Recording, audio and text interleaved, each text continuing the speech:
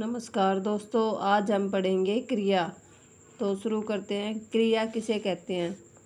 शब्द के जिस रूप से किसी काम का करना या होना पाया जाए उसे क्रिया कहते हैं।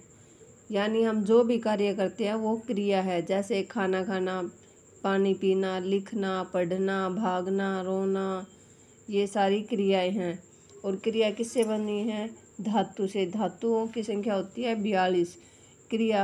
क्रिया के मूल रूप को धातु कहते हैं। जैसे खाना होता है तो खाना किससे बना? खा से। पीना, पी से। खा, पी, उठ, बैठ, हंस, ये धातु हैं। धातु प्लस ना, धातु के पीछे अगर ना प्रत्यय जोड़ दें तो क्रिया बनता है। क्रिया कब बनता है? धातु के पीछे ना प्रत्यय जोड़ने से। जैसे खा प्लस ना, खाना। पी प्लस ना, पीना। पढ़ प्लस ना, पढ़ना। हमें कैसे पता चले कि शब्द धातु है कि नहीं है? तो उसके पीछे ना लगा देंगे। जैसे दीवार प्लस ना, दीवारना। तो दीवारना तो कोई काम नहीं होता, यानी कोई क्रिया नहीं होती, तो ये क्रिया नहीं है। नाच प्लस ना, नाचना। नाचना क्रिया होती है। हंस प्लस ना, हंसना। अर्थ के आधार पर क्रिया के भेद या प्रकार कितने होते हैं? 2। नंबर 1 सकर्मक क्रिया, नंबर 2 अकर्मक क्रिया। सकर्मक क्रिया कौन सी होती है? सकर्म, इसके नाम से ही पता चला। सकर्मक यानी जिसमें कर्म होता है, जिस क्रिया में कर्म होता है वो सकर्मक क्रिया। और अकर्मक, नकारात्मक होता है, यानी जिसमें ना हो, कर्म ना हो, वो अकर्मक क्रिया।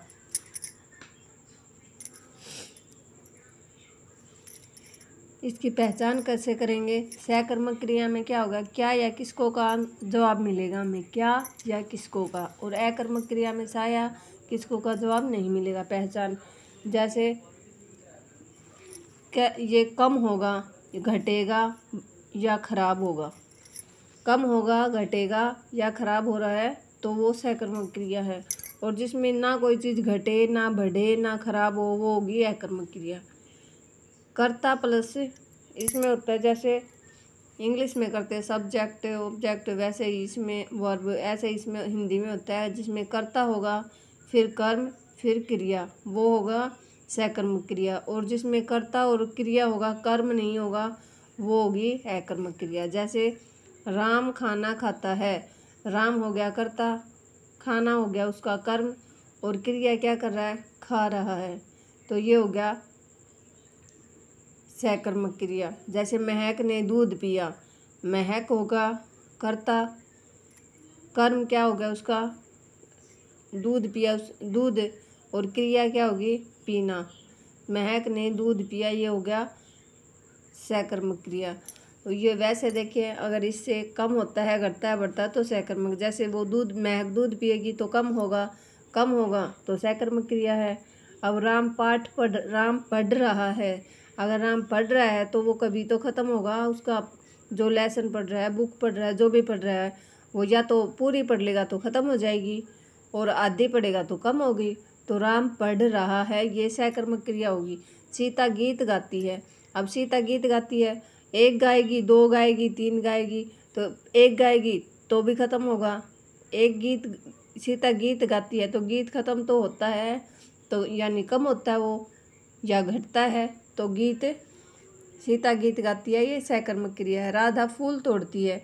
राधा फूल तोड़ती है, फूल तोड़ने से वो कम हो जाएगा या घट जाएगा या खराब हो जाएगा, तो राधा फूल तोड़ती है, ये सकर्मक क्रिया है। जैसे पक्षी उड़ते हैं, तो ये पक्षी हो गया कर्ता, और उड़ते हैं होगी क्रिया, कर्म इसमें है ही नहीं, तो ये होगी अकर्मक क्रिया। विष्णु सुन रहा है।